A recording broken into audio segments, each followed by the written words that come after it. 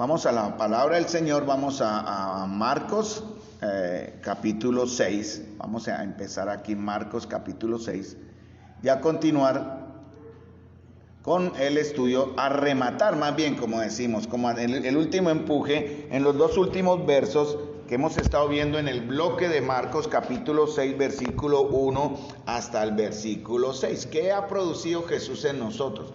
Hermano, el propósito que yo creo que el Señor también, la intención del Señor obviamente es que conozcamos realmente a Jesús.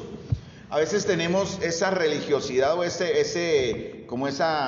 marca en nuestra mente y corazón de ver a Jesús simplemente como de la parte religiosa, en la parte de fe más personal, lo que necesitamos perfeccionar. De esta manera el Señor comienza a presentársele a sus discípulos y también a nosotros como iglesia para dar a entender quién es Él. Por eso surgieron estas preguntas al principio de la lección en Marcos capítulo 6, versículo 1, versículo 2. Cuando ellos comenzaron entonces admirándose de Él, se hicieron tres preguntas. ¿Qué espero en el Señor, hermanos, ustedes hayamos dado respuesta en verdad a estas tres preguntas? En el capítulo 6, versículo 7, en el nuevo bloque que vamos a comenzar, el Señor va a demostrarles a ellos verdaderamente quién es Él, de una manera más vivencial, digamos así, más práctica. Hermano, la vida de iglesia debe estar caracterizada por la instrucción que recibimos acá, porque aquí en la congregación recibimos instrucción bíblica para mostrar en el mundo lo que somos. La Escritura dice, vosotros sois la sal del mundo. Si nuestra sal, la sal que sale de acá, es mala, no va a preservar la maldad del mundo. Entonces, ¿cómo estamos nosotros actuando en nuestra comunión íntima aquí como congregación y a la vez personal para que la sal que llevamos al mundo sea la sal correcta? La luz, dice el Señor, vosotros sois la luz del mundo. El que me sigue, dice el Señor, no andará en tinieblas. Entonces, el Señor también quiere que lleguemos a entender verdaderamente qué clase de luz estamos reflejando. Tengo un problema con el carro ahora de las farolas. Después de más de 10 años de uso, las farolas se opacaron y esas farolas necesitan ser cambiadas. El carro da luz, tiene una luz interna fuerte y es la luz original, no está opacada. Pero el problema es que las farolas, lo que refleja la luz hacia afuera o que la muestra, está opacada por el uso, ya por los años.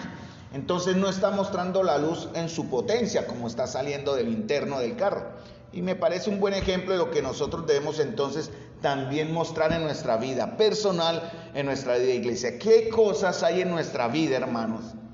Y en sus vidas y en nuestras vidas en realidad, que están opacando, que están impidiendo que la verdadera luz del Señor salga y se manifieste, para que otros vean, otros se conviertan o haya transformaciones. ¿Qué cosas? Bueno, conocemos cosas que pueden ser una situación o pueden ser una razón de esto, pero lo principal se resume en una sola palabra: pecado. Entonces, en este tema que vamos a terminar hoy, porque el próximo jueves comenzamos Marcos capítulo 6, versículo 7, de una manera donde el Señor manda ya a sus discípulos encomendándoles algo muy importante. Y vamos a aprender a través de lo que vamos a ver en Marcos 6, 7 hasta el 13. Hay más texto en Mateo capítulo 10, versículo 5, que nos va a enseñar más de cómo ser los verdaderos servidores del Señor, de qué manera la iglesia va a reflejar la luz y va a ser sal ante el mundo.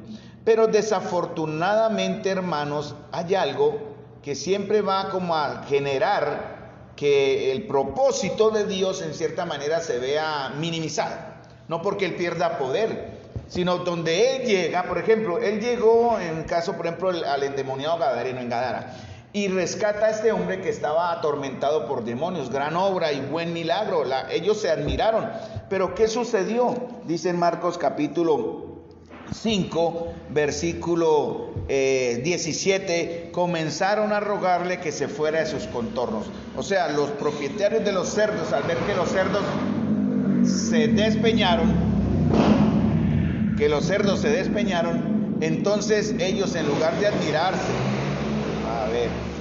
de admirarse, congraciarse, alegrarse de la sanidad, de la liberación de este hombre, le dijeron a Jesús: vete de nosotros, váyase de aquí, estas tierras.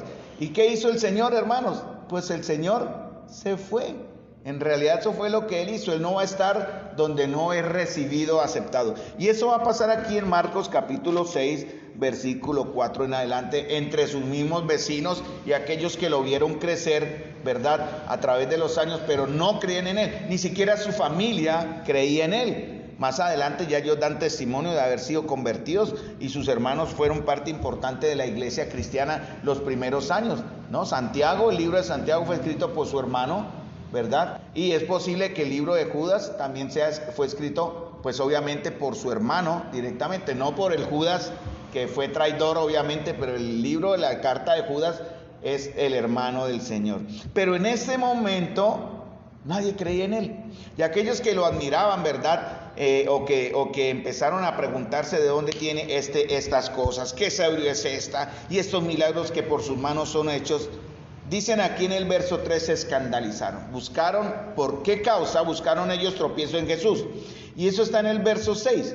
Jesús se asombra de la incredulidad de ellos. Entonces, por ejemplo, todos los que hasta el momento hemos visto, los discípulos, bueno, vamos a ponerlos en el ejemplo, los de Gadara, los familiares de Jairo, los que vieron la resurrección de la hija de Jairo, más los que vieron a Jesús cuando llegaron a su tierra, que le conocían, tuvieron todas las razones para confiar en él, vieron sus milagros, sus obras, vieron sus enseñanzas, eran impactados.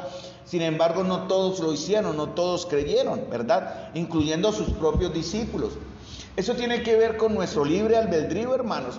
Y el Señor no va a actuar si nosotros en realidad tomamos la decisión de no permitirlo. Él va a impactar en su soberanía, Él va a hablar en su todo poder, Él va a transformar. Pero si ustedes, hermanos, nosotros no nos dejamos transformar, hablar, manejar, guiar por el Señor, Él simplemente no puede hacer nada. Yo por eso la invitación al Zoom puse lo de Mateo, lo del Marcos en la parábola de la semilla y la buena tierra. ¿Cómo está nuestro corazón, hermanos? ¿Qué tan buena tierra es ahora nuestro corazón como iglesia? ¿Qué tan buena tierra es nuestro corazón ahora individualmente o como familia o en nuestros trabajos o en nuestro colegio donde estamos desenvolviéndonos y viéndonos cotidianamente? ¿Cómo es nuestro corazón? ¿Verdad? En este caso hay una amonestación en Hebreos 3:12, se la voy a leer, pero ustedes creo que la conocen. Mirad, hermanos, que no haya en ninguno de vosotros corazón malo de incredulidad para apartarse del Dios vivo. Y eso fue lo que pasó aquí en Marcos 6:6. Estaba Jesús asombrado de la incredulidad de ellos. ¿Qué pruebas tenemos nosotros de nuestra incredulidad? Y no solamente de nuestra incredulidad, hermanos, sino como dice en Hebreos 3:12, de un corazón malo. De lo que vimos en el mensaje del domingo, del corazón bueno salen cosas buenas y del corazón malo pues van a salir malas cosas. Y vuelvo a preguntarme, porque esto obviamente siempre me está hablando a mí primero. Y sería un hipócrita si yo simplemente aplicara para ustedes, pero no lo viviera de una manera responsable y temerosa delante de Dios. ¿Qué estoy dando en mi corazón, hermanos? ¿Qué está dando usted en su corazón cuando se relaciona con otros, cuando nos relacionamos nosotros, los unos a los otros en nuestra vida cotidiana, en nuestra vida de iglesia? Entonces, Dios va a tomar la incredulidad en serio. No es un juego, ¿verdad? Por eso dice, para apartarse, porque la incredulidad, ¿qué hace? Aparta. Así es sencillo, aparta, separa. Es como el agua y el aceite, no pueden estar en el mismo punto. Por eso dice Jesús estaba asombrado de la incredulidad de ellos. Esta palabra asombrado se menciona dos veces. Una es acá, de manera negativa, donde él se asombra por la incredulidad, y la otra está en Mateo 8:5, donde él se asombra de la fe de un hombre, del centurión. Mateo 8:10 dice, al oírlo, ya al final del texto, al oírlo Jesús se maravilló y dijo a los que le seguían, de cierto digo que aún en Israel he hallado tanta fe. Es interesante, yo me puse a pensar, bueno, ¿yo de qué manera asombro a Jesús?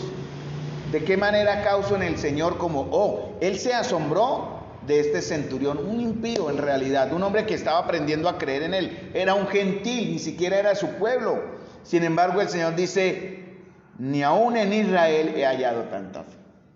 Y por eso yo me atreví a preguntar el jueves pasado, ni aún en Santa María se preguntaría el Señor, ¿he hallado tanta fe? Ni aún en Carlos he hallado tanta fe. Y así podemos poner nuestros nombres acá, ¿no? Ni aún en los que están allí reunidos en Zoom, ¿he hallado tanta fe? O los que estamos acá. Entonces, estos que estaban aquí en Nazaret les era fácil creer. ¿Por qué? Habían conocido a Jesús, la luz había llegado a ellos. Tenían más privilegio que los de Gadara en realidad, porque ellos vieron crecer a Jesús y fueron impactados de una manera diferente. Pero al rechazar a Jesús, la gente de Nazaret mostró que eran peores que los de Gadara. Y eso es algo que él más adelante lo va como a reafirmar, en Marcos capítulo 6, versículo 7 en adelante, cuando le manda a sus discípulos de dos en dos. Este es un primer principio que vamos a ver a partir del próximo jueves o cuando volvamos a retomar el estudio. ¿Cómo servimos? El servicio en la iglesia debe ser en parejas, de dos en dos. Bueno, vamos a llegar allá cuando sea el momento. Pero algo interesante lo que él dijo el Señor, para aquellos que no creían, dice en Marcos 6, versículo 11, y si en algún lugar no recibieron ni nos oyeren, salid de allí. Eso fue lo que hizo el Señor en Gadara, salió.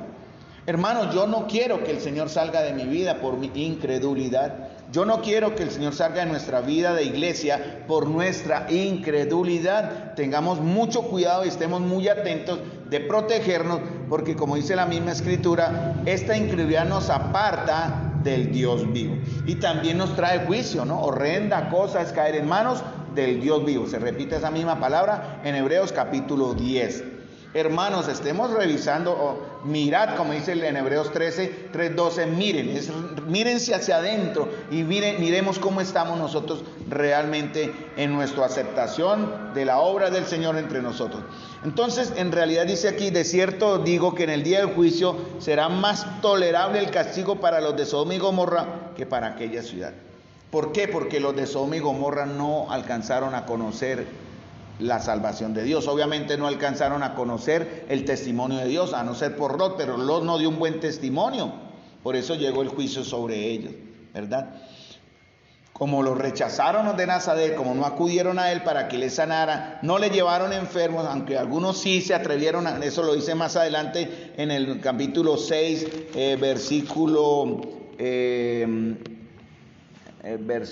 6, capítulo 6, versículo 6:13, y echaba fuera muchos demonios y ungían aceite a muchos enfermos y los sanaban, y saliendo predicaba que los hombres se arrepintiesen. Versos 12 y 13, donde el Señor sí empieza a actuar, donde encuentra fe, donde encuentra aceptación, donde no hay incredulidad, el Señor actúa.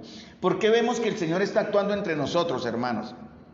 Le pregunto a ustedes que están allá escuchándome y los que están acá, ¿cómo sabemos que el Señor está actuando dentro de nuestra comunión local? Pues por los frutos que estamos viendo, por los resultados que estamos observando.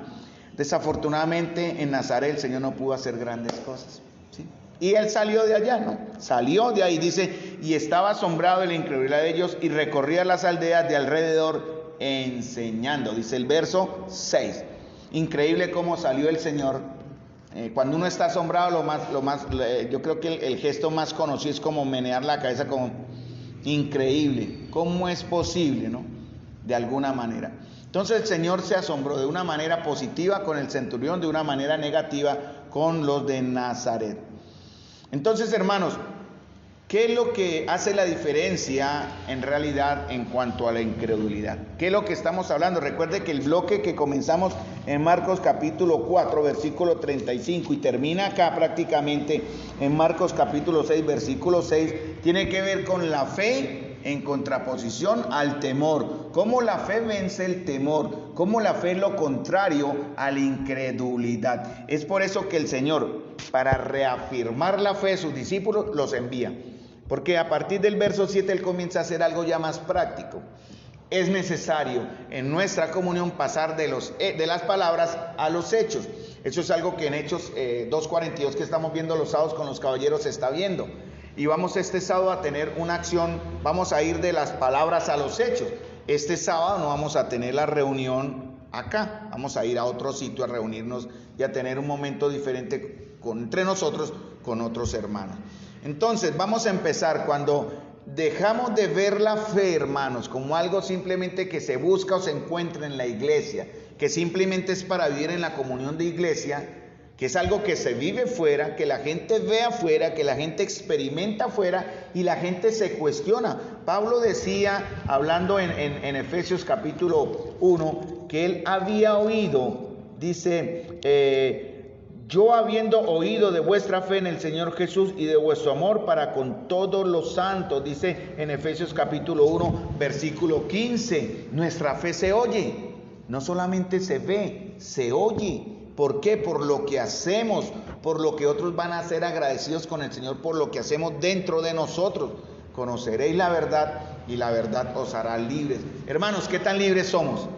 ¿Qué tan libres estamos viviendo nosotros? ¿A qué estamos atados aún? ¿A qué clase de odio, de rencor, de falta de perdón, de prejuicios estamos nosotros ligados? ¿A qué clase de corazón aún muchos de nosotros, yo siempre me incluyo ahí, hemos tenido corazones divididos, ¿no? Como dice la palabra en Ezequiel y en Isaías también, eso se llama esquizofronos, mente dividida. De ahí donde viene la palabra esquizofrenia, donde usted ve enemigos en todas partes y ve problemas en toda situación.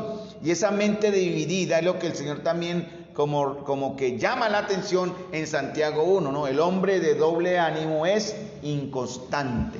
No queremos ser una iglesia inconstante, no queremos ser una iglesia llena de incredulidad, no queremos ser una iglesia con un corazón y una mente dividida. Debemos ser uno, porque la palabra, y eso va a ser el próximo bloque cuando terminemos el segundo bloque sobre asuntos de la iglesia local que estamos viendo ahora, la Grey de Dios y sus pastores. El tercer bloque tiene que ver con la iglesia como un cuerpo. Esa va a ser la tercera enseñanza, la iglesia del Señor como un cuerpo. Mateo capítulo 13 versículo 58 dice de este texto: y no hizo allí muchos milagros a causa de la incredulidad de ellos. Hizo algunos, no muchos. Marcos dice, y no pudo hacer ningún milagro. Mateo dice algo como diferente, pero en realidad tiene el mismo contexto y la misma explicación. Marcos abre la opción, Mateo sí abre la opción de que algo sucedió, en verdad. Hizo algunos, y de lo que dice aquí, sanó a unos pocos enfermos, pero no hizo ningún milagro. Entonces siempre me pregunté, bueno, ¿cuál es la diferencia entre sanar un enfermo y hacer un milagro? Si las dos cosas son grandes. Bueno, yo creo que el Señor se refiere a sanar a los enfermos espirituales, hermanos. Verdaderamente es el primer enfoque. ¿De qué le sirve a usted, iglesia? ¿De qué nos sirve a nosotros tener sanidad corporal en realidad? E irnos al infierno o estar condenados. ¿De qué le sirve tener usted una paz y realmente condenarse? ¿De qué le sirve tener usted un cuerpo perfecto, sano y completo si se va al infierno? Por eso el enfoque del Señor era primeramente llegar, por eso su enseñanza dice en Mateo capítulo 6 versículo 7, bueno, eso lo dice en Mateo, aquí en Marcos no, cuando lleguemos allá, Él les manda a ellos a que predicasen, sí, en el verso 12 lo dice, perdón, y saliendo predicaban que los hombres se arrepintiesen, hablando de los discípulos, capítulo 6, versículo 7, ¿verdad? Los incrédulos discípulos, los temerosos discípulos empiezan. El tema de la iglesia en toda enseñanza, mis hermanos, es precisamente ese. Es enseñar el arrepentimiento, no es enseñar, pues sí, eso son maneras prácticas de vivir los principios bíblicos, cómo se vive de manera saludable, manera sana, una manera espiritual, en concordancia, en amor, en perdón, en sanidad, en salvación, en libertad. Pero el primer tema de enseñanza, de enfoque de la iglesia es el arrepentimiento a los pecados, ¿no? El arrepentimiento en el nombre del Señor para perdón de los pecados.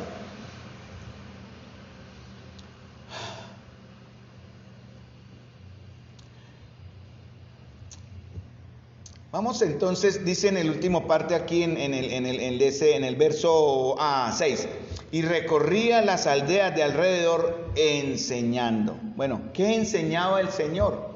Él nunca dejó, realmente él tenía, él había tenido unos días, no sé cuántos días duró desde que salió de Cafarnaún y llegó a Nazaret, en capítulo 6 versículo 1 no lo menciona.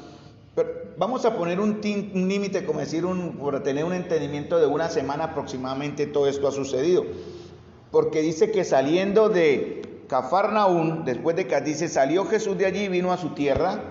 Y antes de Cafarnaún había estado el día anterior, ¿en dónde? En Gadara. y antes de Gadara cruzó el mar, ¿no? Él estaba cruzando el mar, llega a Gadara, lo sacan de allí, se devuelve en la noche, enseña, dice, esto fue como en un día, 2 días, tercer día más o menos, segundo día estaba en Cafarnaúm sanando la hija de Jairo. Después de ahí descansa algo, yo creo, y salió de allí, vino a su tierra y le seguían sus discípulos. Vamos a pensar que llegó a su casa, reposó un día como para adquirir fuerzas, pero él no se detenía, hermanos.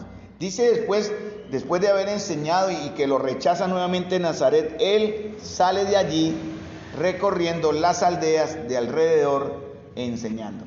Vea qué gran ejemplo, hermanos. Muchas veces nosotros nos agotamos, el trabajo, el humano es extenuante, ¿no? Muchos llegamos corporalmente agotados, ¿no? Muchos de los que están allí también en Zoom llegan cansados en sus cuerpos, pero hermanos, el Señor nunca tomó eso como una limitación, ¿no? Como decir, hoy me tomo el día, hoy esta semana no atiendo a nadie, me voy a tomar mi tiempo de descanso, lo merezco.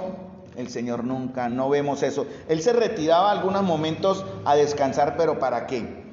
Orar. Ese era su enfoque. Él no era de los que nosotros somos de los que tomamos vacaciones. Venimos a la iglesia 1 o 2 días. Bueno, yo digo vengo, pero yo vivo acá, pero muchos veníamos a la iglesia porque yo era así. Por cortos tiempos más otros cortos tiempos de descanso, como si eso fuera una carga para nosotros. Yo viví muchos años en algún momento así, más excusado y escondido en el trabajo que en las cosas del Señor, que Dios me manda que verdaderamente estuviera enfocado. Entonces, hermano, el Señor me enseña, en este reino, ustedes, iglesia, nosotros, en el caso mío particular, estamos llamados en esa encomendación que el Señor da para nosotros como iglesia, hermano. Por eso, ¿qué hizo Jesús ante el fracaso de Nazaret? ¿Qué hizo Él? ¿Cuántos de nosotros nos hemos rendido cuando nos hundimos ante las dificultades, ¿no? Más pequeñas, nos desanimamos en la obra de Dios, hay problemas, hay situaciones. Esta semana para nosotros el servicio aquí en el Señor ha sido muy, muy estresante por unas situaciones muy particulares, de mucha carga emocional y también espiritual. Y a veces nos afligimos si alguien se burla de nosotros. Cuando alguien no quiere escucharnos, cuando intentamos hablarle, nos desanimamos, nos sentimos heridos, desilusionados, hundidos, perdemos el deseo de seguir haciéndolo, pero Jesús no era de esos. Simplemente, ¿qué hizo? Él por eso le dijo a los suyos, en cierta manera, él sacudió sus sandalias de Nazaret y se fue. A veces donde no somos recibidos, hermanos, tenemos que partir, tenemos que ir a la siguiente jornada, como el Señor también enseña en el viaje de Israel desde Egipto, perdón, hasta Canaán. 42 jornadas, cada jornada tiene un propósito y está enfocada en un aspecto de nuestras vidas. Jesús no era así. Vamos a ver en este pasaje, ya en estos 2 minutos, 3 minuticos que vamos a tomar. Él se esforzó más allá de sus fuerzas, vale la redundancia, él fue más allá. La palabra dice, siervos inútiles somos, porque lo que deberíamos hacer, hicimos. Y nosotros somos así, hermanos, no vamos más allá, hacemos lo que nos toca y nada más. Cierto, pero hermanos, tenemos que esforzarnos más allá. Nuestra recompensa no está aquí en la tierra, hermanos, nuestra recompensa está en el cielo.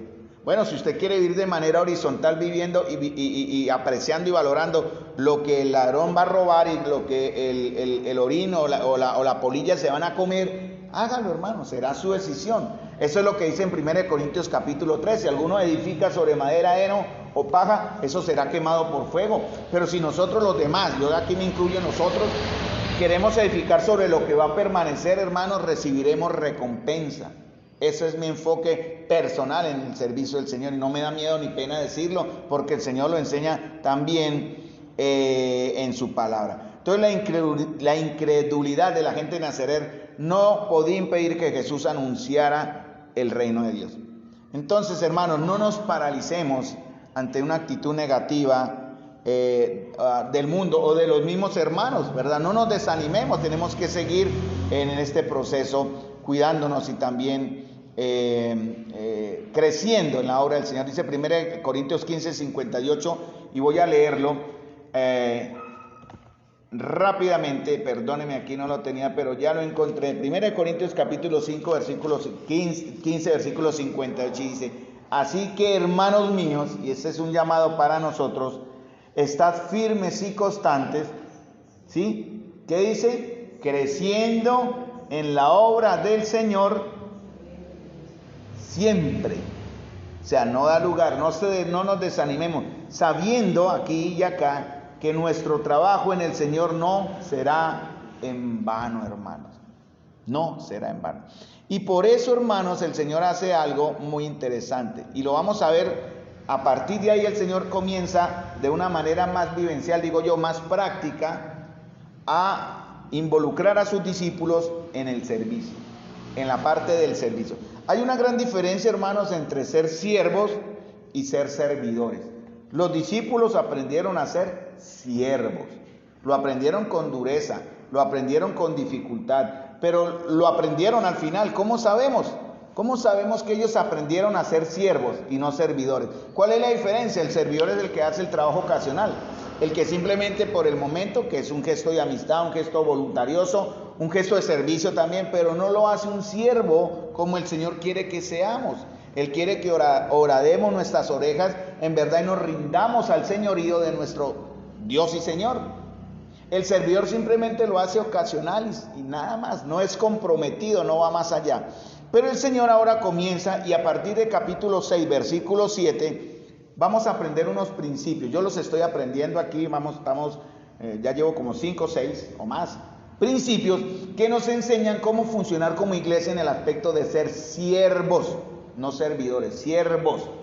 Y ese es un trabajo para ustedes, hermanos, y para mí. Es un trabajo de iglesia, por eso somos un cuerpo. Dios no nos manda aquí, reúnanse allá. Bueno, he visto esa tendencia en los hermanos que comenzamos reuniéndonos localmente en casas, como fue muchos años con nosotros, que cuando la iglesia crece en número, como es el deseo del Señor, es por unas características que se ven también en Hechos 2:42. Una de ellas que la palabra se enseña directamente, sanamente, honestamente y sin nada más, ¿no? Hay congregaciones que le añaden, le suman, le ponen arabescos a la reunión, las motivan, son más motivacionales que bíblicos. Bueno, no vamos a entrar en ese tema, pero el Señor traerá crecimiento cuando la palabra de Dios va a tener el primer lugar en nuestra vida de iglesia. Eso es lo que yo siempre he enfocado cuando enseño y lo que el Señor me enseña, la Biblia primero.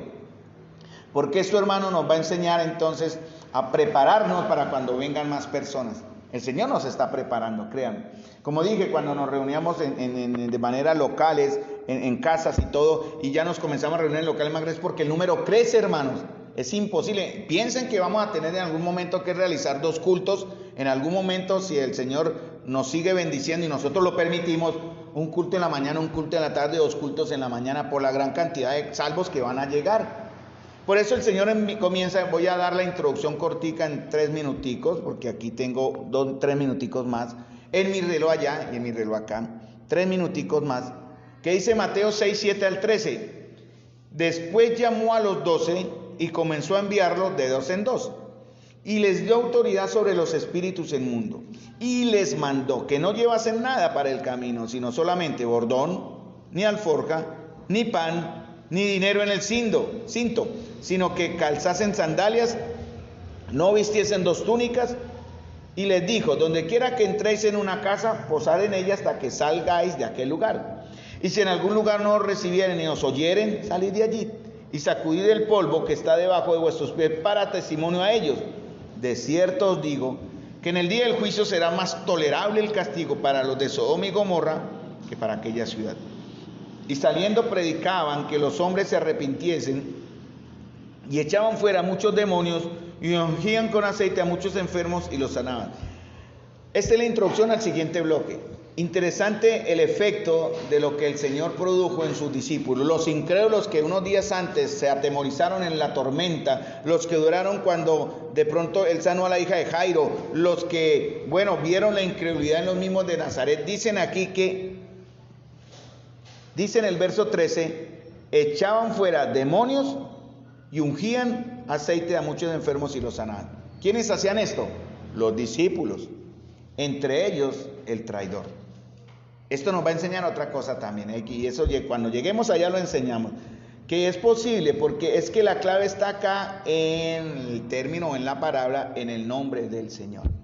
Esa es la clave de todo el contexto. En el nombre del Señor. Por eso Él dice, les dio autoridad. Bueno, cuando lleguemos allá, vamos entonces a entender. Entonces, cuando comenzamos esta serie de cómo la fe vence el temor, empezando con la tormenta en el mar de Galilea, los discípulos se dijeron muy asombrados, ¿quién es este? Eso está en Marcos capítulo 4, versículo 41. ¿Y quién es este? Se decían el uno al otro, que aún el viento y el mar le obedecen, ¿cierto? Cuando vieron su poder sobre los elementos, ¿no? Cuando Jesús fue a Nazaret, en su pueblo natal, y estuvo entre los que le conocieron por años, con los que se había criado, con los que había crecido, ellos decían, ¿de dónde saca estas cosas? ¿Cierto? Ahora el Señor considera necesario, para nosotros va a ser una enseñanza. Si hay en alguno de ustedes, hermanos, o en mí, un corazón, como dijimos ahorita de Hebreos 3:12, malo de incredulidad y apartarnos del Dios vivo, en este momento el Señor va a mostrarnos quién es verdaderamente Él. Aquí lo que vamos a ver a partir del capítulo 6, versículo 7.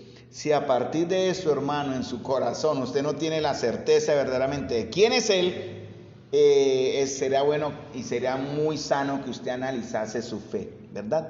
Porque el Señor va a considera ahora que es necesario que sus discípulos acá y nosotros entendamos esto. Las misiones de fe que como iglesia vamos a empezar para extender su reino, no es para extender una filial de la iglesia, no para fundar iglesias hijas, yo no creo en eso. De pronto, hija, en el aspecto de que los que fueron enviados salieron de nosotros, podríamos ya entenderlo así. También nos va a hacer ganar experiencia. Vamos a aprender a ganar experiencia como iglesia. Y vamos a aprender a confiar en Jesús y a confiar en su autoridad. Ese es como el enfoque de Marcos capítulo 6, versículo 7, ¿verdad? Adquirir experiencia y aprender a confiar en Jesús y su autoridad. Y vamos a dejar acá, hermanos, para que el próximo ya el próximo jueves seguimos con el tema de la congregación de Dios es un pastor. Lo tomé como sano esos dos bloques porque era necesario estar viendo esto, aunque de pronto en un domingo también lo podamos enseñar para adelantar, pero no estamos perdiendo el hilo de Marcos, ¿cierto? Creo que llevamos el hilo en Marcos y creo también entonces que vamos a estar aprendiendo qué es lo que necesitamos ser como iglesia en el aspecto de funcionar en este segundo tema. Membresía ya vimos el primero y el segundo tema, la asamblea de Dios, el pueblo de Dios y sus pastores, porque hay gente, hay personas, hay hermanos que Dios ha puesto al frente para guiar, ¿no? Y vamos a seguir conociendo esto.